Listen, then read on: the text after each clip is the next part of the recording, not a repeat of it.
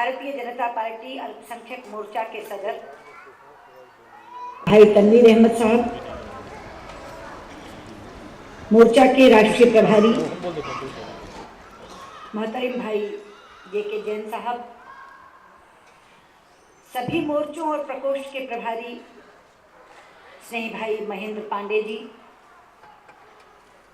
मंच पर बैठी मुस्लिम समुदाय की अल्पसंख्यक मोर्चा की मेरी सभी पदाधिकारी बहनें और आज इस अल्पसंख्यक मोर्चा के मुस्लिम महिला सम्मेलन में भाग ले रही मेरी बहुत ही प्यारी बहनें।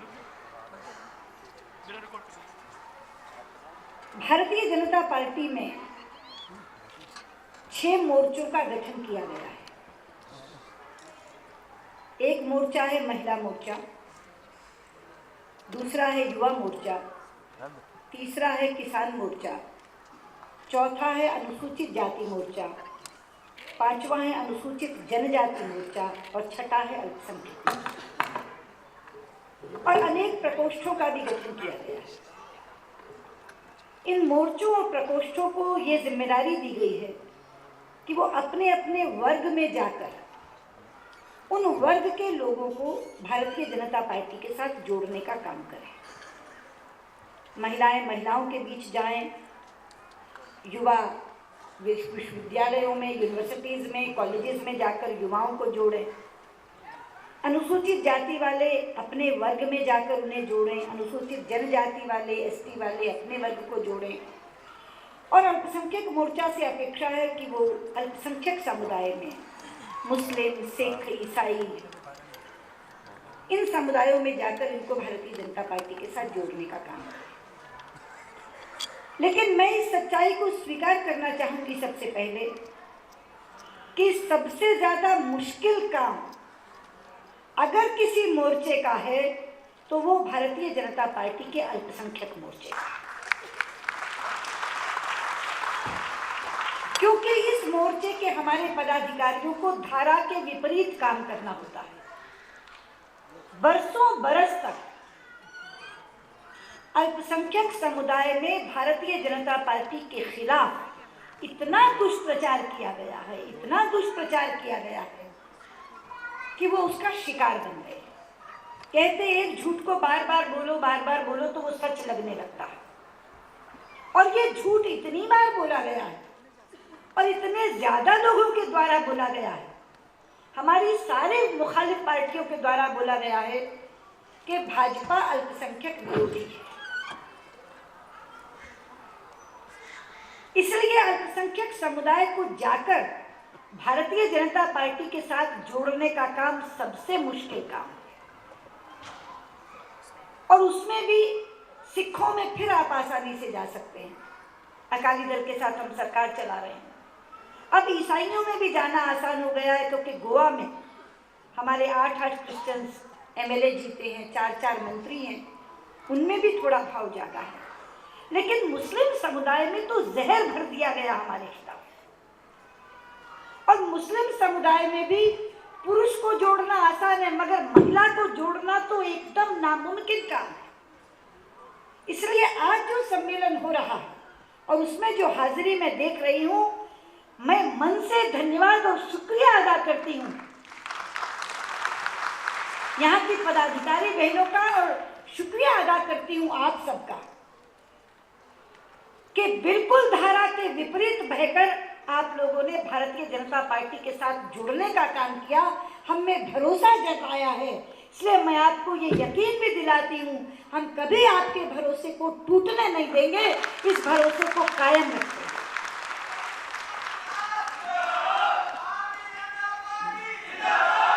मुझे एक बात की खुशी है कि धीरे धीरे स्थिति बदल रही है, और खास तौर पर उन राज्यों में, उन सूबों में बदल रही है जहां हमारी सरकार है। मैं इस समय मध्य प्रदेश से सांसद हूं और मैं जानती हूं कि खास तौर पर मुस्लिम महिलाओं में मध्य प्रदेश के मुख्यमंत्री के प्रति जितना स्नेह और प्रेम का भाव उमड़ा है कि पिछले रक्षाबंधन पर मैंने देखा 1000 बहनों ने कतार में खड़े होकर शिवराज सिंह को राखी बांधने का काम किया।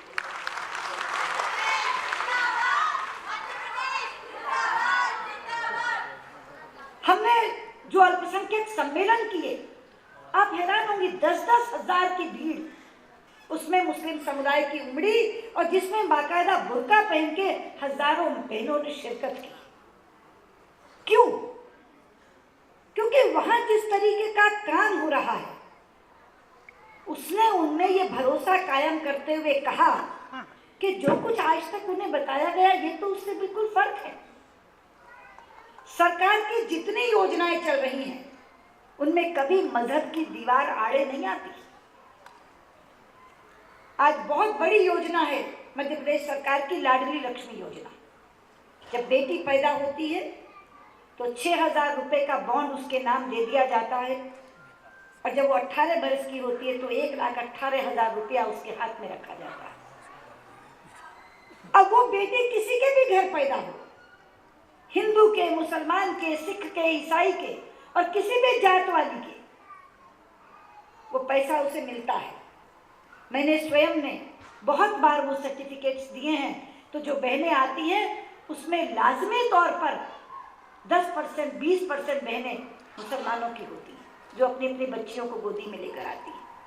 इसी तरह की योजना चल रही है मुख्यमंत्री कन्यादान योजना, जिसमें सरकार की तरफ से गरीब बेटियों की शादी की जाती है। तो हमने कहा, शुरू में उसमें केवल हिंदू आते थे, तो हमने कहा आपको लगता है कि हम पंडित बैठाते हैं इसलिए आप नहीं आती, हम मौलवी बैठाएंगे, हम निकाह पढ़वाएंगे, लेकिन जो गरीब मुसलमान है वो अपनी बेटी की शादी यहाँ करे। और अब मुझे खुशी होती है, अभी पीछे मैं बेगमगंज गई थी, वहाँ बहुत बड़ा कार्यक्रम हुआ था, तो उसमें बाकायदा मुस्लिम लोग अपनी बेटियों को लेकर आए, जहाँ मौलवी साहब ने निकाह पढ़वाया और सरकारी खर्चे से शादी हुई। तो जब ये योजनाएं चल रही हैं और उनमें वो बहनें देख रही हैं कि किसी तरह का कोई तफरका नहीं है, किसी तरह का कोई फर्क नहीं है, जो हिंदू माँ को मिल रहा है वो मुस्लिम माँ को मिल रहा है, जो हिंदू बेटी को मिल रहा है वो मुस्लिम बेटी को मिल रहा है, तो उनको लगता है कि क्यों इन्होंने इतने दिन तक हमारे यहाँ ये बात कहते रहे कि ये तो अल्पसंख्यक विरोधी हैं, ये सरकार में आ जाएंगे तो तुम्हें भगा देंगे।